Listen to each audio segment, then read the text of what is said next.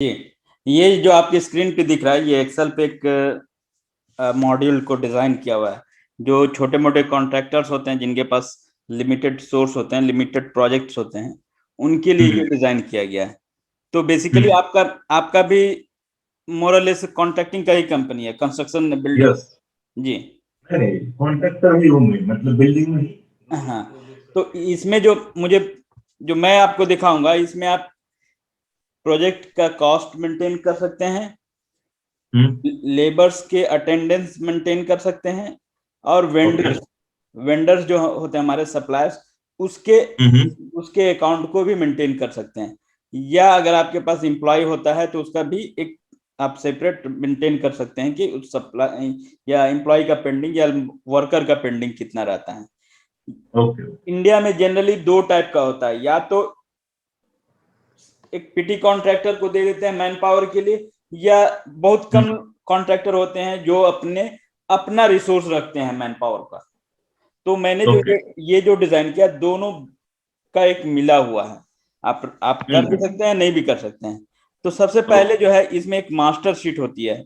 Master sheet पर अगर जाते हैं आप, तो मास्टर शीट में आपको पूरा का जो पूरा है ये एक्सपेंस की कैटेगरी पहले डिफाइन करनी होती है कि आपके पास किस किस तरह के एक्सपेंस होते हैं। तो यहाँ लिखेंगे एक्सपेंस और कॉस्ट की कैटेगरी। ठीक है। ओके। आपके पास पीटी कैश होल्डर भी हो सकते हैं जिनको छोटे छोटे पीटी कैश आप देते हैं कैश खर्च करने के लिए, वो रहेंगे। तो उनका भी यहाँ आप एक बार उनका मास्टर तैयार करेंगे। उसके बाद जो होता है आपके पास कुछ सप्लायर्स होते हैं। तो सप्लायर्स जो भी हो यहाँ आप ऐड करते हैं, यानी आप एक मास्टर रेडी पहले तैयार करते हैं कि आपके पास कितने सप्लायर्स हैं। ठीक है। आपके पास प्रोजेक्ट्स होते हैं, प्रोजेक्ट्स में आप 2 4 10 जितने भी प्रोजेक्ट हैं आप उसकी एक लिस्ट यहाँ आप बनाएंगे। आप कुछ मटेरियल्स का कुछ रिकॉर्ड होता है कि आप मटेरियल वाइज बाद में चाहते हैं कि आपको कॉस्ट जो है मटेरियल वाइज प्रोजेक्ट वाइज तो हो ही, कॉस्ट के कैटेगरी वाइज तो हो ही, साथ में मटेरियल के बेस पर भी हो, यानी मटेरियल बेस भी हो। यानी कॉस्ट रिपोर्ट हमारा 3 तरह से हो सकता है, या तो कॉस्ट कैटेगरी मटेरियल पे कितना, मैन पावर पे कितना हुआ है इस तरीके से, या स्पेसिफिक मटेरियल वाइज कितना कॉस्ट आया, वो भी हम बाद में डिजाइन कर सकते हैं। ओके। तो ओके। यहाँ जो है मटेरियल का लिस्ट बना लेते हैं। ठीक उसी तरीके से फिर क्लाइंट आपके पास कितने हैं उनका ये क्लाइंट मास्टर रहता है। और ये जो हमारा यूनिट ऑफ मेजर रहता है, आपके पास जो भी यूनिट्स में डील करते हैं, KG, running metre, bags, quintal, KG जो भी होता है ये आप करते हैं। आप पेमेंट जो है 2 4 मोड में, जिस मोड में भी करना चाहते हैं यहाँ आप पेमेंट का एक मास्टर बना लें। और यहाँ जो है आपका ये जो होता है एम्प्लॉय का सेक्शन होता है, एम्प्लॉय मास्टर। जैसे आप वर्कर का अटेंडेंस या वर्कर जितने भी रहते हैं उनके क्या मास्टर्स होंगे वो पहले यहाँ आपको एक तैयार करना होगा। जैसे ही ये मास्टर तैयार हो जाता है तो हम लोग उसके बाद जो है अपना एक्सपेंस शीट पर जाते हैं, यानी डेली का एक्सपेंस हम लोग कैसे मेंटेन करेंगे। ठीक है। तो एक्सपेंस जैसे आज का डेट डालेंगे कि हाँ आज का डेट जो है एक, आज मान लेते हैं 26/2 डाला। ठीक है। और किस प्रोजेक्ट पे है, प्रोजेक्ट अभी चूंकि हेड ऑफिस ही डाला है मैंने तो हेड ऑफिस आ रहा है। अगर मैं यहाँ मास्टर में आकर के मैं प्रोजेक्ट यहाँ लिखता हूँ प्रोजेक्ट 1, ये मैं मास्टर बना रहा हूँ। ओके। हम लोग एक्सपेंस शीट जैसे करते हैं यहाँ प्रोजेक्ट 1 हो जाएगा, देख रहे हैं। ओके। यस। यहाँ सप्लायर्स चूंकि मेरे पास नहीं है तो सप्लायर्स मुझे ऐड करना होगा। तो सप्लायर्स के मास्टर में जाएंगे, सप्लायर 1 ये नहीं है इस वजह से है। ठीक है। आप कर देंगे तो वहां आपको दिखेगा एक्सपेंसिव। अच्छा। यहाँ सप्लायर्स देखें, सप्लायर 1। ठीक उसी तरीके से कॉस्ट कैटेगरी, कॉस्ट जो भी लिखना है, यहाँ आप डिस्क्रिप्शन लिख सकते हैं जो भी डिस्क्रिप्शन हो। यहाँ नंबर्स में लिखेंगे जो भी है, नंबर्स हो जो भी हो। यहाँ मटेरियल लिखेंगे, मटेरियल आपके पास लिस्ट में वो जितना भी मटेरियल होगा आप यहाँ मटेरियल में जैसे सीमेंट, स्टील्स जो भी है, तो यहाँ देखेंगे ये आपको सीमेंट स्टील अपडेट हो जाएगा। यहाँ मान लेते हैं कि 500 मान के चलते हैं 520 के रेट से। तो ये आपका जो है ये 2,60,000 ये कॉस्ट आ जाएगा। ये प्रोजेक्ट 1 पे आया है, ठीक है। इसी तरीके से आप डेली के एक्सपेंस को जो है आप यहाँ मेंटेन कर सकते हैं, यानी आपको यहाँ डेटा एंट्री जो है आपको करना होगा डेली। जो भी आपके आपके बिजनेस में जो भी ट्रांजेक्शन होते हैं, यानी कॉस्ट से रिलेटेड, या तो वो कॉस्ट कैश में पे हो या क्रेडिट में पे हो, दोनों कंडीशन में यहाँ एंट्री होगा, ठीक है। जैसे ही हम लोग यहाँ एंट्री करते हैं तो इस एंट्री से के बाद जो है हमारा, आप प्रोजेक्ट समरी पे जाते हैं या प्रोजेक्ट मंथली पे आइए। यहाँ प्रोजेक्ट जैसे ही हम लोग सिलेक्ट करेंगे, क्योंकि यहाँ लिंक नहीं है ऑलरेडी, मैं लिंक कर देता हूँ जिसकी वजह से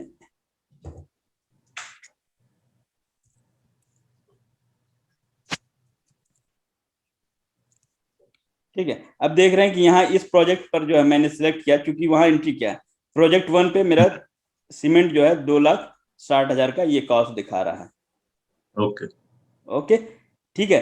तो यहाँ जैसे ही आप एंट्री करेंगे तो वो लिंक हो करके वो वहां डाटा जाएगा जो रिपोर्ट को रिफ्लेक्ट करेगा, ठीक है। अब आते हैं हम लोग रिसीट्स पे।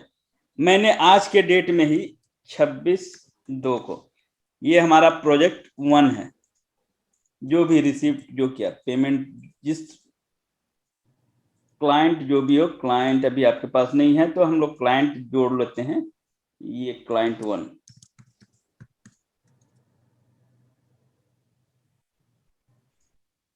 तो यहाँ क्लाइंट 1, इससे जो हमने 1,00,000 रुपया लिया, ठीक है। अब देखेंगे कि हमारा प्रोजेक्ट मंथली पे ये टोटल रिसिप्ट में यहाँ 1,00,000 दिखेगा आपको। मैंने जब उसके मैं यहाँ रिसिप्ट पे देख रहा था कि रिसिप्ट मैंने एक प्रोजेक्ट 1 पे जो है मैंने 1,00,000 रुपया रिसीव किया। तो जैसे ही हम इसकी समरी पे जाते हैं तो यहाँ देखेंगे कि इस प्रोजेक्ट से जो इनकम हमारा हुआ 1,00,000 रुपया हुआ, ठीक है। टोटल सरप्लस और डिफिसिट इतना दिख रहा है 1,60,000, क्योंकि एक्सपेंस जो हुआ था हमारा 2,60,000 हुआ था, ठीक है।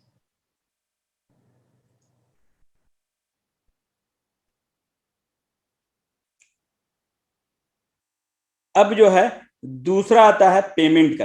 अगर मान लेते हैं किसी से आपने मटेरियल लिया, फिर आज के डेट पे मैं 26/2 किसी भी प्रोजेक्ट के लिए लिया था, ये हमारा जो भी है बिल नंबर है, पेमेंट किया बैंक से, किस सप्लायर को किया मैंने, सप्लायर 1 से। इसे मैंने लिया था 2,00,000, याद है आपको 2,60,000 का स्टील लिया था हमने। इस पर लेबर से कुछ नहीं, यहाँ नोट जो भी डिस्क्रिप्शन डालना हो डाल सकते हैं। यहाँ मैंने इसको 50,000 पेमेंट किया, ठीक है। अब ये जितने भी पेमेंट्स होते हैं डेली के कैश में, यानी जो भी पेमेंट होता है कैश या बैंक के थ्रू जो भी आप पेमेंट करते हैं, हम लोग जो है पेमेंट में एंट्री करते हैं, ठीक है। अब इसका इम्पैक्ट कहाँ पड़ेगा देखिएगा।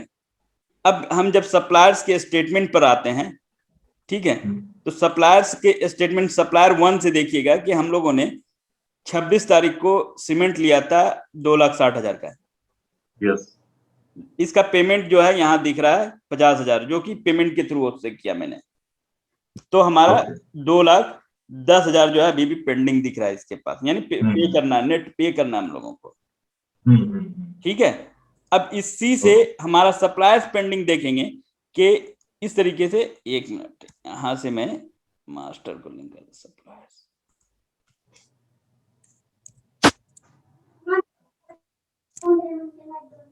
ये सप्लायर्स का जितने भी आपके सप्लायर्स बनेंगे उसके एक पेंडिंग लिस्ट जो है यहां से बनेगा कि सप्लायर 1 से हमने टोटल बिल अमाउंट इतना हुआ था, अब पेमेंट इतना किया, पेंडिंग जो हमारा 2,10,000 आज के डेट में बचा है, ठीक है।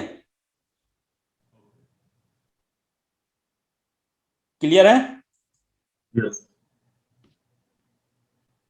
प्रोजेक्ट समरी देखेंगे आप, प्रोजेक्ट 1 पे कितना आया था, टोटल इनकम 1,00,000 आया। यहाँ जो है इसमें टोटल मटेरियल कॉस्ट दिखेगा इसमें, ठीक है। आपका जो भी कॉस्ट आएगा इसका इसका फॉर्मूला से जो है मुझे, एक मिनट,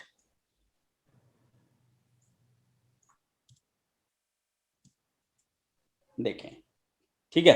तो 2 लाख मटेरियल कॉस्ट आया था, तो आपका यहाँ दिख रहा है कि टोटल कॉस्ट 2,60,000, डेफिसिट में है, शॉर्टेज है पैसा, इसे कम आया है, यहाँ समरी के तौर पे इससे दिखेगा आपको, ठीक है।